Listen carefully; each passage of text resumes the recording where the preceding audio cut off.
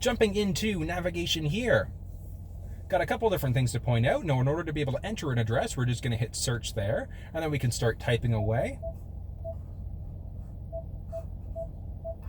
And give it a second there to update, and then as you can see, it's automatically found that address. Press the address there, and we can do a couple things with it now as well. So we can save it if we want to. So if we want to save it as one of our favorites, or we can start the navigation from here. So if we hit start.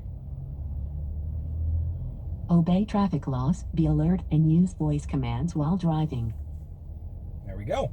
Now, in order to be able to cancel out a navigation that we've currently got going on, all we're going to do is press the X button at the top here, and yes, we want to cancel that route.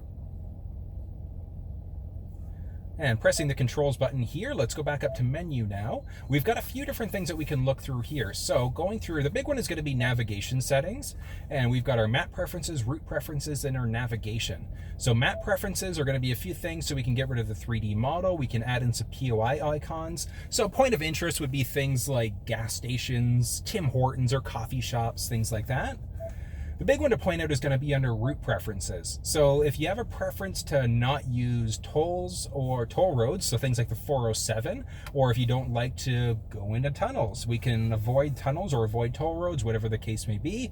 And the navigation, the route that the car sets up, it's going to avoid those things for you. Lastly, going to be navigation preferences. We've got a couple options in the navigation preferences, mostly just the guidance prompts, so we can change the way, whether it's voice and tones, voice, or only tones. So that's a chime as we get closer to the turn that we need to be making.